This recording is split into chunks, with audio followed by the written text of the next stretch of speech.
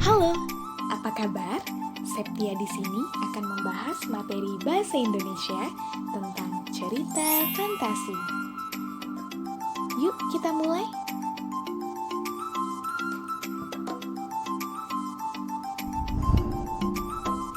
Pernah dengar cerita fantasi sebelumnya?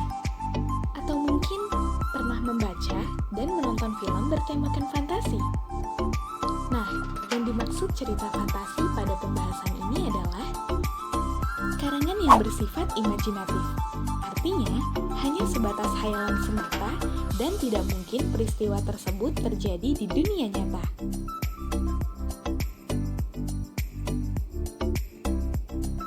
Untuk lebih lengkapnya, pengertian dari cerita fantasi adalah karya yang disusun dalam alur penceritaan yang normal namun bersifat imajinatif dan hayalan. Dalam cerita fantasi, latar, penokohan, maupun konflik tidak realistis dan tidak mungkin terjadi di dunia nyata. Agar kalian lebih mudah memahaminya, yuk kita lihat contohnya.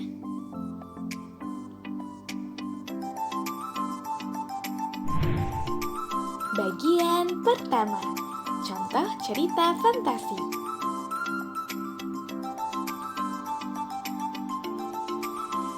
Pernah membaca buku atau menonton film Harry Potter? Atau kalian pasti pernah menonton dan membaca dongeng Disney? Lalu, siapa yang tidak kenal tokoh superhero seperti Spider-Man, Iron Man, dan juga Captain America? Jadi, ketiganya adalah contoh penerapan dari cerita fantasi. Udah terbayang dong seperti apa cerita fantasi itu? Untuk lebih memahaminya, mari kita ulas lebih dalam.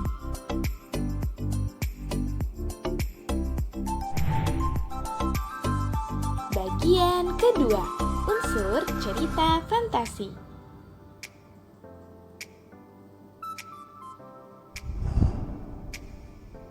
Cerita fantasi dalam bentuk teks memiliki unsur-unsur sebagai berikut.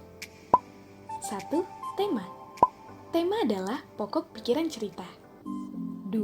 Penokohan. Penokohan adalah pelaku cerita dengan karakter tertentu. 3. Alur. Alur adalah rangkaian peristiwa dalam cerita. 4. Latar. Latar adalah keterangan tempat, waktu, dan suasana. 5. Sudut pandang. Sudut pandang adalah posisi penulis dalam cerita.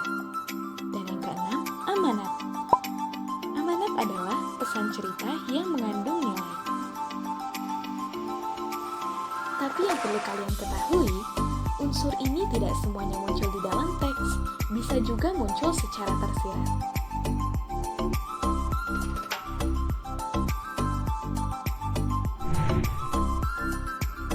Bagian ketiga, jenis cerita fantasi.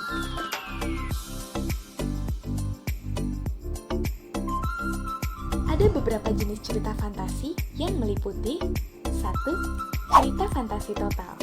Cerita fantasi yang keseluruhan isinya dibuat oleh pengarang, yang isinya tidak ada di dunia nyata, seperti nama, tempat, dan lain-lain.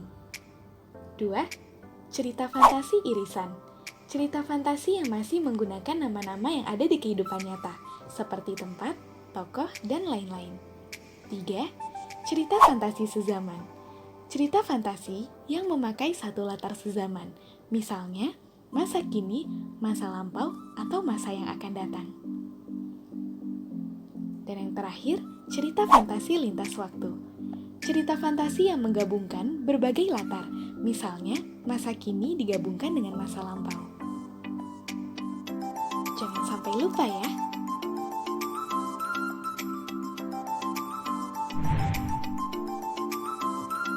Bagian keempat, struktur cerita fantasi.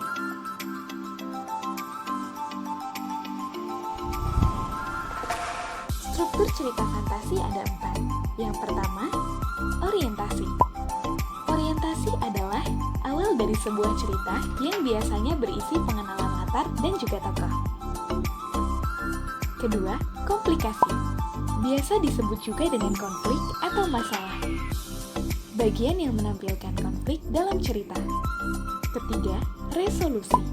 Di bagian ini menceritakan penyelesaian masalah dari struktur sebelumnya. Keempat, ending atau penyelesaian. Pada cerita fantasi, ada dua ending atau penyelesaian, yaitu happy ending atau akhir yang bahagia, dan sad ending atau akhir yang sedih.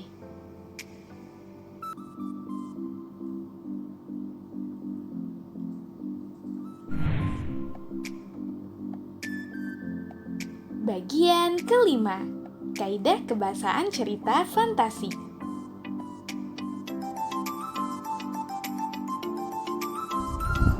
Penggunaan bahasa pada cerita fantasi yang perlu kalian ketahui yaitu kata ganti. Menggunakan kata ganti dan nama orang sebagai sudut pandang penceritaan. Misalnya, aku, dia, mereka, dan sebagainya. Berkaitan dengan panca indera, contohnya yang mendeskripsikan latar, seperti latar waktu, latar tempat, dan suasana.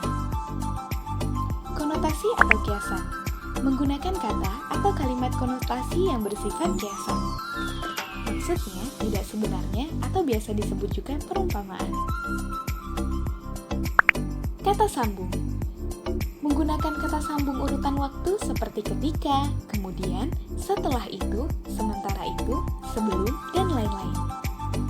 Ungkapan, menggunakan kalimat ungkapan keterkejutan untuk memulai masalah atau menggerakkan cerita. Kalimat langsung atau dialog, menggunakan dialog atau kalimat langsung dalam cerita.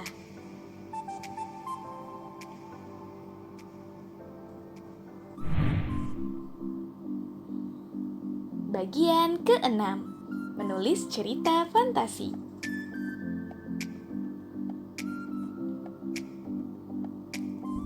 Menulis cerita fantasi itu bisa dibilang gampang-gampang sulit, karena dibutuhkan daya imajinasi yang tinggi. Supaya kalian bisa dengan mudah menulis cerita fantasi, mari disimak langkah-langkah berikut ini. 1. Menemukan ide dengan cara mengamati objek nyata atau peristiwa di sekitar kita, lalu diberi hayalan. 2. Membaca dari berbagai sumber buku, bisa itu fiksi maupun non-fiksi, sebagai referensi cerita. 3. Membuat rangkaian peristiwa mulai dari orientasi sampai penyelesaian. Dan yang keempat, mengembangkan cerita fantasi dari rancangan atau rangkaian cerita yang sudah kalian buat sebelumnya hingga menjadi cerita yang utuh. Dalam membuat cerita fantasi, sah-sah saja apabila kita memiliki hayalan yang tinggi. Cerita fantasi ini bisa memperkuat daya imajinasi kita loh. Jadi, jangan ragu untuk berkreasi ya.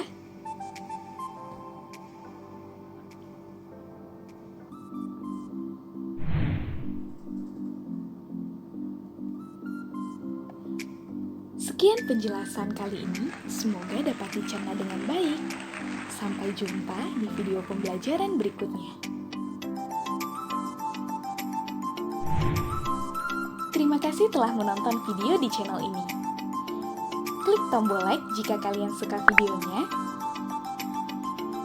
dan subscribe sebagai dukungan kalian untuk channel ini.